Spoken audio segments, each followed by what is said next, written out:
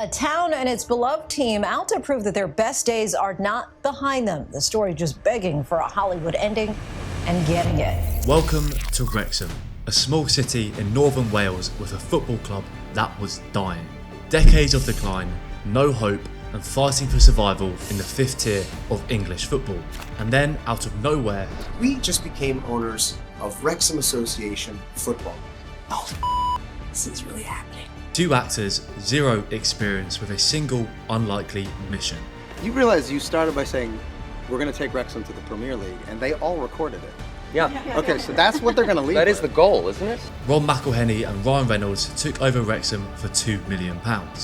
It's now valued at over 150 million.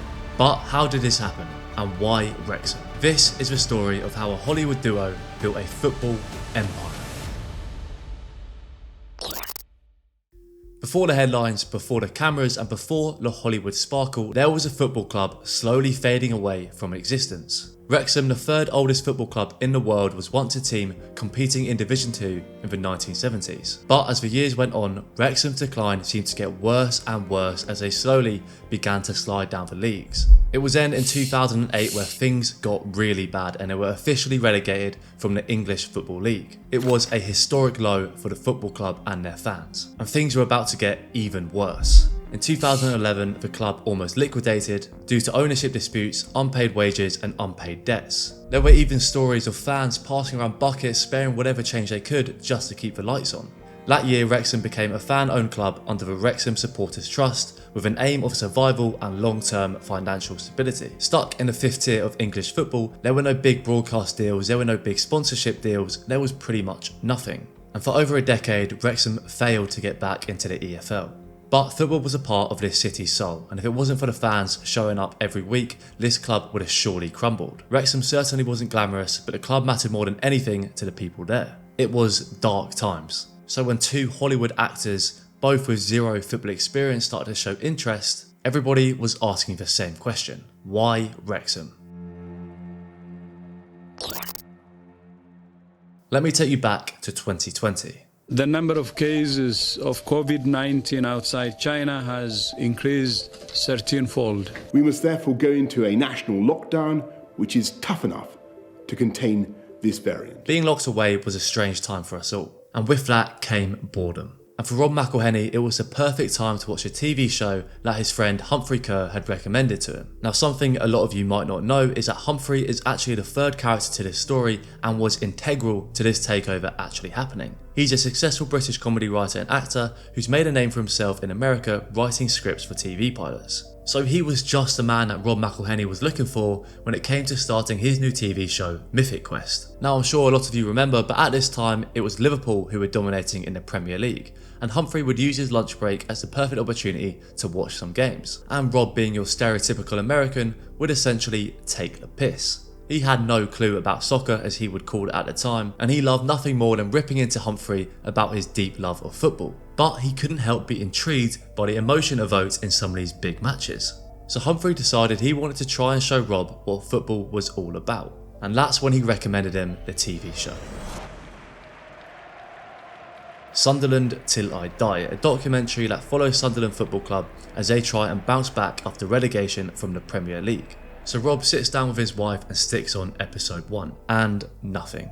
He couldn't get into it, so he switched it off. But after a few more weeks, that lockdown boredom was really starting to hit. So he decided to give it another go.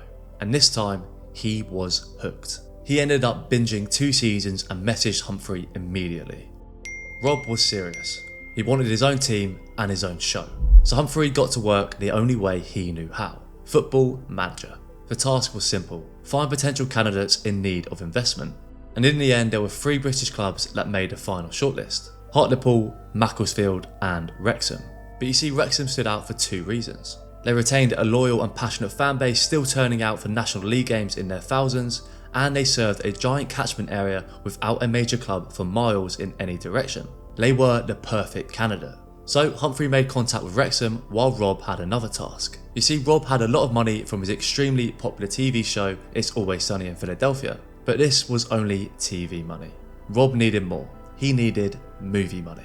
Enter Ryan Reynolds. Now, you might know him as the man who plays Deadpool, But Ryan Reynolds isn't just an actor, he's actually an extremely successful businessman. From blockbuster films to billion-dollar companies, Ryan Reynolds has quietly become one of Hollywood's smartest businessmen. He co-owns Aviation Gin, a production company and a marketing company. His net worth, north of $350 million and still rising. But Rob had never even met Ryan. His only interaction with him was an Instagram DM that Ryan had sent him about a scene he liked in his show It's Always Sunny. But Rob was looking for sponsorship, so he thought he'd try his luck. And the reply was something he would never expect. I don't want to sponsor Wrexham, I want to buy them with you. And it was at this moment when a crazy idea just got very real and the attention was about to go global. We're back here with Ryan Reynolds and the other guy. Ryan Reynolds and Rob McElhenney from Always Sunny in Philadelphia have become the new and unlikely owners of Wrexham Football Club. What was the connection between you and Wrexham Football Club? We had no direct connection. It was just a feeling. What's the opposite of relegation? What's going on? Promotion. When it was announced, people wondered, was this just a joke? Were these guys actually serious? It felt like a publicity stunt or some sort of strange new TV sitcom. Two actors, one Canadian, one American, both who had no real interest in football whatsoever. They knew it would raise eyebrows. And they may not know anything about football, but one thing they did know was how to tell a story. And with these two in charge, you actually had a lethal pair. Rob had always been obsessed with storytelling. He'd written one of the longest running TV sitcoms in American history, and he was born in Philadelphia, a place similar in a way to Wrexham. The people were working class and the community was always everything. And then with Ryan, he's a branding genius, and beyond all the jokes, there's someone extremely business savvy. They weren't interested in just buying a football club. The plan from the very start was to build a story the whole world could root for. Welcome to Wrexham is streaming now on Hulu. New episodes air Wednesdays on FX. It's Rob McElhenney and Ryan Reynolds, everybody. Welcome to Wrexham was born. A docu-series that wasn't your classic football documentary. It wasn't about the glamour or the trophies, it was about the people. And they were showing you everything.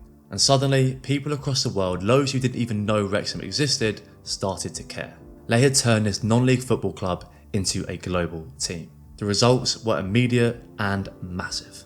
Merch sales absolutely exploded, social media followers jumped by hundreds of thousands, Wrexham games broadcast in over 100 countries, tourism in the city spiked, local pubs and cafes reported record years, celebrities started showing up to their matches, and American fans were flying all the way over to see fifth tier football. And suddenly the people who thought this was all a joke were starting to realise they could not be more wrong. However, feel-good stories are one thing, but in football, stories don't pay the bills. So the real question, did it work financially?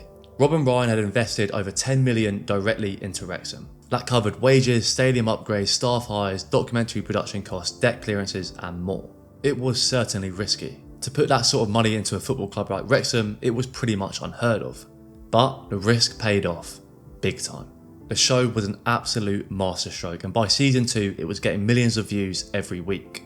In 2020, the club was estimated at under £2 million, and as of today you're looking at over 150 million. And that's because of everything that they've been able to build. Streaming rights, match revenue, sponsorships, international branding and matchday income doubling. The shirt has now become one of the top selling kits in the UK, and that exploded in the US and Canadian markets too. They were able to get celebrity collabs, Ryan had Aviation Gin and Rob had Mint Mobile. Fans were just buying absolutely everything. Mugs, scarves, baby clothes, dog collars, you name it, and they were probably selling it. They had turned football merchandise into a global lifestyle brand. But when it comes to the football, you can't exactly write a script. So if they were going to make any of this successful, they had to perform on the pitch and get back into the EFL. And after a tough first season, they were finally promoted back into the EFL after 15 long years. They secured the league title, but it wasn't easy. They managed to just beat Notts County by 4 points with a very impressive 111 points, with a near perfect home record of 22 wins, 1 draw and 0 defeats. Now back in League 2, you think the goal would be just to remain in the league, avoid relegation at all costs. But they wanted more. In came James McLean and Stephen Fletcher, two very experienced players at domestic and international level. And add to that, Ben Foster, ex-United and England goalkeeper, signed a new deal. 3 players playing way below their level. And what a season it was. From October the 21st to the final day, Wrexham never dropped below 5th. After 5 straight wins to close the season, they finished just 4 points behind champions Stockport. But it didn't matter. Promotion was secured back to back. League One would surely be different though. Would Wrexham be out of their depth? If they wanted to be competitive, they knew things would have to change. Sentiment had to go out the window. Players with experience of playing in the third tier or above, as well as youngsters with high potential, were brought in. Promotion winners including Anthony Ford, James Jones and Jacob Mendy were either let go or had to settle for a reduced role. Harsh maybe, but that's football. In order to succeed, these hard decisions were the ones that would need to be made. And unfortunately for Mullen, the man who spearheaded 2 straight promotions with 105 goals in 140 games, the man who was the poster boy of their show, even him had to take a back seat. The quality of the team just had to be upgraded. And because of that, Wrexham had a great start to the season, but they hit a stumbling block when they were defeated by Birmingham. The game now known as the Hollywood Derby, with Birmingham partly owned by NFL legend Tom Brady. And after 44 games, it was Brady's Birmingham who were already promoted. Wrexham followed not far behind on 86 points, with Wycombe who were just 2 points behind them in third. The fight for automatic promotion was on, and Wrexham faced Charlton with a chance to seal a historic third successive promotion. And they made it look easy. 3-0 with 2 goals from newly signed striker Sam Smith, and with a game to spare, they had done it. Back to back to back promotions. Genuinely just ridiculous. Every empire begins with some risk. And Wrexham, it was never a sure thing. They didn't buy a top team, they bought one that was seriously struggling. How many times have we seen big money owners come in, throw a bunch of cash at a team and still fail? Just because you have the money, it doesn't mean you will succeed. Of course it's always going to help, but there's a real reason why this worked. Rob and Ryan didn't come into this like big stars. There was no ego and they came in willing to learn about the game. Rob had actually spent months researching, watching Sunderland Till I Die and reading books on fan ownership, while Ryan listened to the people, asking questions and showing humility. And instead of imposing change, they earned the trust. They clearly really cared about the people, and I think the fans could instantly see that. And on top of that, they were able to create a system where each part fueled the next. The documentary built awareness, that drove merch sales, and that meant they were able to attract better sponsors and raise investment. That then allowed them to improve the squad, earn promotion, and that only fueled more content. And then it was time to restart the cycle. It was intentional and it was repeatable. And still, even with all this, they could have failed, and they nearly did many times. In 2022, Wrexham lost the promotion playoffs, and they lost the FA Trophy final. Critics called it a Disney disaster, but they kept going. It could have gone wrong, and it probably should have gone wrong, but somehow it didn't. Wrexham are now only 46 league matches away from the Holy Grail, that is the Premier League. Now I would be absolutely mind blown if they were able to do this again. It would probably be one of the most insane things I've seen in football. But at this point, who even knows? Sometimes when you throw money at a football club, it can have the opposite effect. If you want to hear about some teams with stacked talent but still somehow manage to fail, you can click to watch now. If not, thank you for watching, please like and subscribe, and I'll see you on the next one.